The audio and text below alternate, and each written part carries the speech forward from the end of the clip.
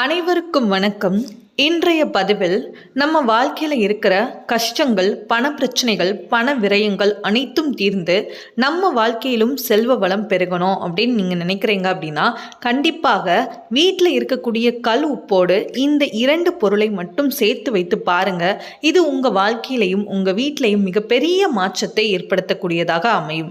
சரிங்க, அதை பற்றின தகவலை தான் நம்ம இப்போ பார்க்க இருக்கிறோம். இப்போ தான் நம்ம சேனலை நீங்கள் ஃபஸ்ட் டைம் வாட்ச் பண்ணுறீங்கன்னா மறக்காமல் சப்ஸ்கிரைப் பண்ணிக்கோங்க. பக்கத்தில் இருக்கிற பெல் ஐக்கானை கிளிக் பண்ணிக்கோங்க. அப்பதான் நான் போடுற வீடியோஸ் எல்லாமே உங்களுக்கு நோட்டிஃபிகேஷன் வரும். இப்போ வீடியோக்குள்ள போகலாம். உப்பு அப்படின்னாலே மகாலட்சுமி அம்சம் பொருந்திய பொருட்கள்ல முக்கியமான பொருள் தான் இந்த கல் உப்பு.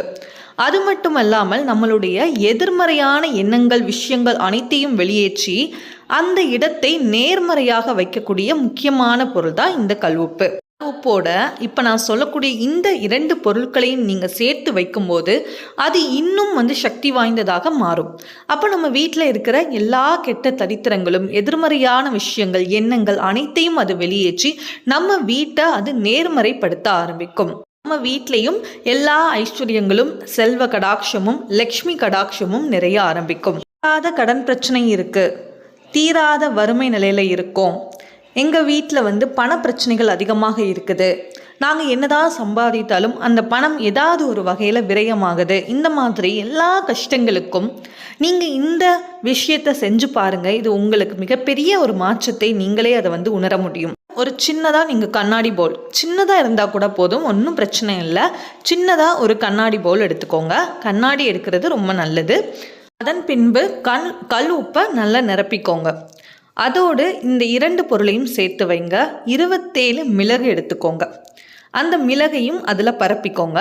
அதுக்கப்புறமா 3 கிராம்பு எடுத்துக்கோங்க. கிராம்பும் மகாலட்சுமி அம்சம் பொருந்திய பொருள். கிராம்பா எடுத்துக்கோங்க. அந்த கிராம்புக்கு மேலே இருக்கிற அந்த காம்பு எதுவும் உடையாத மாதிரி நீங்கள் எடுத்துக்கோங்க. இதை நீங்கள் செய்யும்போது தலைக்கு குளிச்சுட்டு சுத்தபத்தமாக நீங்கள் இதை செய்துக்கோங்க.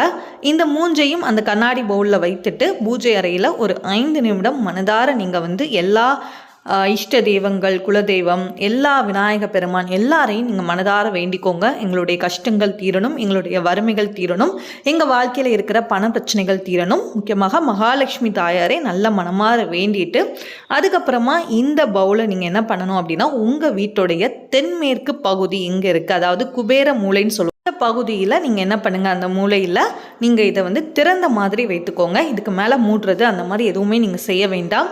வேற மூலையில் அலமாரி இருக்குது, பீரோ இருக்குது அப்படின்னா அந்த பீரோக்கு மேலே இதை நீங்கள் வைத்துக்கோங்க.